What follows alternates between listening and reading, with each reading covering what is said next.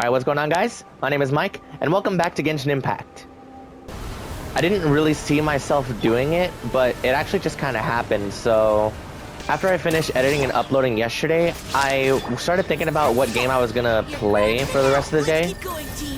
And it was crazy because I actually wasn't considering Minecraft at all. Like, I've been talking about how I've been having a good time with Minecraft for the past couple weeks, and I just genuinely didn't feel like really opening it up yesterday. So what I ended up doing was re-downloading Cold War because I heard that it was getting put on PS Plus for free for the month of July, and I actually had a pretty good time playing it. It wasn't anything too crazy. I didn't do anything like too out there. I just hopped on, played some zombies with my brother, and messed around with a little bit of the multiplayer as well, and it was honestly a lot of fun. I did really have a good time. That was something that I was not actually anticipating at all yesterday. So, who knows, maybe I'll actually go back and play a little bit more today, and, you know, maybe that's actually an option for being able to play a different type of game in the future now. You can probably tell that we are using a slightly updated Geo team for today, mainly because I do want to get Yun Jin kind of set up and everything with her Ascension material that I talked about yesterday. So what I'm doing to remedy that is just bringing Ningguang along, just because her Geo application is so much more than any other in the game, at least of what I have right now. And my goodness, she kind of hits like a truck. I don't even think I have a really optimized artifact set for her. I'm using a 4-piece Wanderer's Troop, which all it really does is increase her charge attack damage. So, I mean, for a Catalyst, charge attacks are usually pretty formidable. So I would say it's probably a decent choice. Speaking of things I wasn't expecting to do yesterday, it completely snuck up on me that the Wave 5 for the Mario Kart DLC courses was already on us. And I had bought the pass a while ago, so I completely forgot about the fact that I actually did have access to the DLC courses. So when I started seeing a bunch of tweets and videos being posted that the courses were out for the US pretty late into the night, I was pretty excited to check them out at least. So I got in, did my usual stuff, set up 200cc, and just started playing through all 8 of them, and I think the waves have actually just been getting better and better as each one has passed by. Definitely a lot more quality is shining through on some of these later waves, and I'm still fully expecting for Wii's Rainbow Road to show up, at least in the Spiny Cup. I hope it's going to show up in the Spiny Cup. Don't waste my time. I really want to be able to see how Wii's Rainbow Road would look in the updated Mario Kart 8 kind of quality. And one thing that I was saying when the Booster Course Pass was initially revealed to us was that I hope that they're going to save like all new Rainbow Roads for the Spiny Cup, and the Spiny Cup is literally just going to be only Rainbow Roads, all 4 courses. And, you know, that hope has been kind of dashed at this point because we obviously got Mario Kart 7's Rainbow Road in the last wave, I think. Which is cool. I'm not saying that's bad. I was just hoping that they probably would have saved it to make the Spiny Cup literally just a Rainbow Road Cup. That would have been so funny. But looking at how Wave 5 is situated currently, I'd say all the courses are pretty good, you know. I don't think that the tour tracks really have a place in console Mario Kart at this point because they're built for mobile. Like, whoever's working on bringing them over to Mario Kart 8, they can do what they can to try and make them interesting for console Mario Kart, but I've never been a fan of the tour courses throughout all of this, but, you know, they're just extra courses for all of us, so I guess I can't really be upset.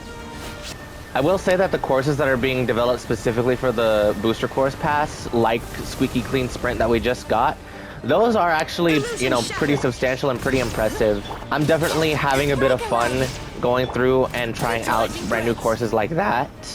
But I think a lot of us are also just kind of waiting to see what courses get brought back. Like in this wave alone, having access to Moonview Highway from the Wii, dude, that remix was so freaking dope. I thought that was so sick. Actually, a super bop of a track. I love the remix version more than the original. It's crazy.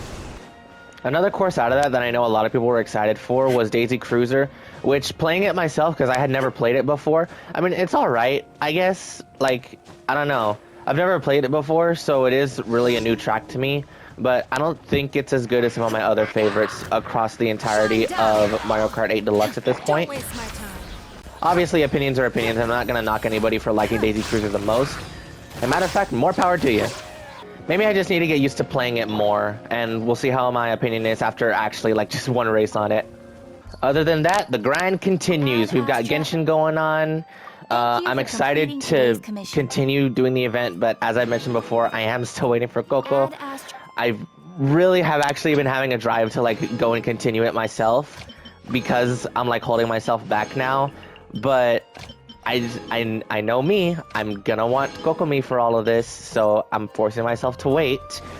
And in the meantime of doing all that, you know, as I have mentioned yesterday, I am going through and starting to focus on ascension materials for my under-leveled characters. I say under-leveled, but just anyone who isn't level 90. And who I'm focusing on for right now is Yun Jin. If I'm lucky, I might be able to get all of her pieces today. If not, I'll just do the boss one more time tomorrow. And then I'll likely do... who do I want to do after that? Let's see. We're starting with Aloy, all the way down to Shangling. I could probably do Lisa next, maybe? We'll think about it. Because since these characters are all at level 80, they need 20 of the boss materials to get to 90. And I'm not going to be spending the XP books to get them from 80 to 90. I'll have to do that on my own time when I'm actually like ready to, you know, set them up for level 90. Because I think 80 to 90 alone is like 120 of the Hero's Wit books. So definitely not ready to do that.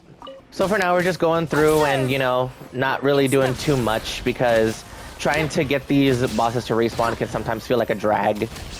Because I did show off my list of characters that I'm planning to work on, at least in the near future, it was just that list of Aloy to Shangling. If you guys have any specific requests of who I should try to fully ascend out of those 6 or 7 characters, you can let me know, because honestly, after Yun Jin, I don't really have a specific character that I want to go for at this point.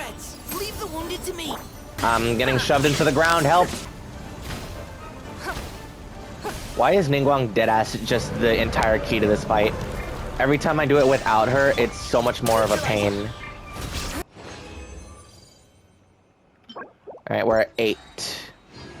I gotta admit, Ningguang is actually kind of fun. I've never bothered to build her just because I don't have her at 90 yet, but she's pretty strong. Well, this is a super low level domain, but she's fun, and that's what's more important to me. I mean, also judging from the fact that I can kind of sweep the floor with the Wolf Lord for Yun Jin's boss mats, I think it is fair to say that she is, you know, pretty strong. I don't think that's being completely unfair. She's absolutely crazy, and I need to definitely try and focus more on charged attacks with her, just because of the set that I have. I'm obviously going to have to keep on running this team tomorrow, just because I'm not going to get all of Yun Jin's mats today. Hopefully I can get them all tomorrow. If I can get 10 today and 10 tomorrow, that'll be pretty ideal, and I think that's completely fair for trying to ascend a character from 80 to 90.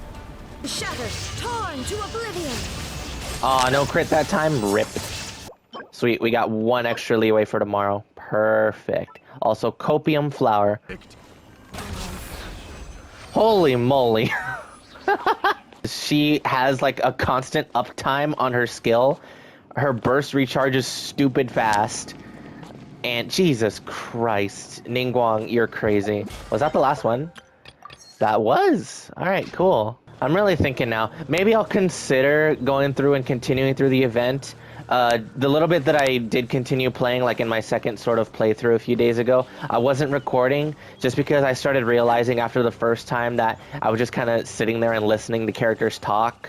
So I don't think that would have been very entertaining to kind of make it into its own video, at least without a face cam, and I'm not comfortable really doing a face cam, so unfortunate for that. But I'll consider playing through a little bit more of the event myself, just because I am kind of getting antsy to see more of it and actually getting to some of the minigame rewards and things like that. At least I assume they're minigame rewards instead of just playing through a story.